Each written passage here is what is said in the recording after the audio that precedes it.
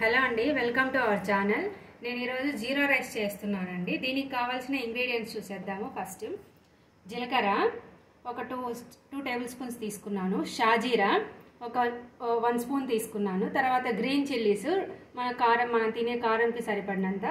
ఇది tasting salt అండి, కొంచెం తీసుకున్నాను. మీరు కొంచెం ఎక్కువ వేసుకుంటా అంటే వేసుకోండి. రైస్ ఆల్రెడీ నేను ఉడికించి పెట్టేశాను.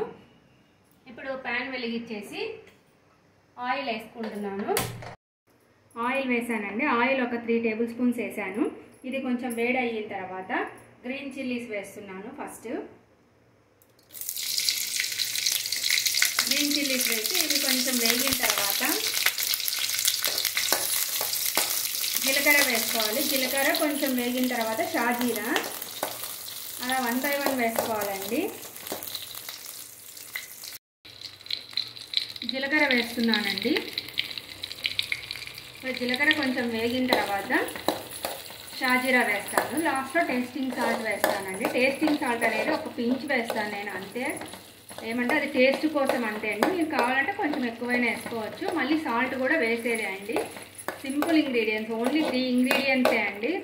ఎర్లీగా అవుతుంది. మార్నింగ్ పిల్లలకి లంచ్ బాక్స్ పెట్టడానికి కానీ, తర్వాత ఆఫీస్కి వెళ్ళే వాళ్ళు కానీ, అలా ఎవరికైనా కొంచెం బాగా ఫాస్ట్గా అయిపోతుంది మార్నింగ్ చేసుకోవాలన్నా కూడా. ఇప్పుడు టేస్టింగ్ సాల్ట్ వేస్తున్నానండి. అన్నీ వేసి ఇవి వేగిన తర్వాత దీంట్లో రైస్ వేసుకొని ఉప్పు నిమ్మరసం వేసుకుంటే సరిపోతుంది. ఇప్పుడు రైస్ వేసుకుంటున్నామండి. నేను ఇది చేస్తున్నది 2 మెంబర్స్కి సరిపోయేంత చేస్తున్నానండి. మీరు మీ క్వాంటిటీని పట్టించి వేసుకోండి. అది కారం కానీ ఉప్పు నిమ్మరసం అది ఏదైనా కూడా టేస్ట్కి తగ్గట్టు. ఇప్పుడు రైస్ వేసి సాల్ట్ నిమ్మరసము ఒకటేసారి వేసేసి కలిపేస్తానండి నేను.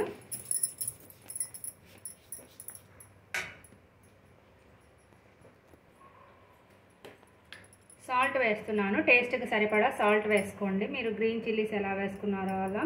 దీంట్లో పచ్చికారమైనా వేసుకోవచ్చు. నేనైతే గ్రీన్ చిల్లీస్ వేసానండి.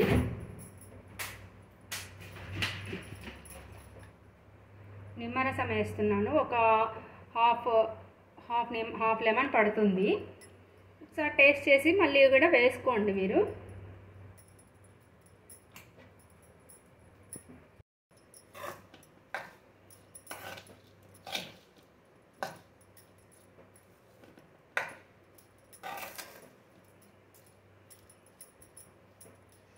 ఇలా అంతా మిక్స్ చేసిన తర్వాత ఒకసారి టేస్ట్ చూసుకోండి. టేస్ట్ సరిపోతే ఓకే, లేదనుకోండి ఉప్పు నిమ్మరసం ఏదన్నా అడ్జస్ట్ చేసుకోవాలంటే కొంచెం వేసేసుకోండి, సరిపోతుంది.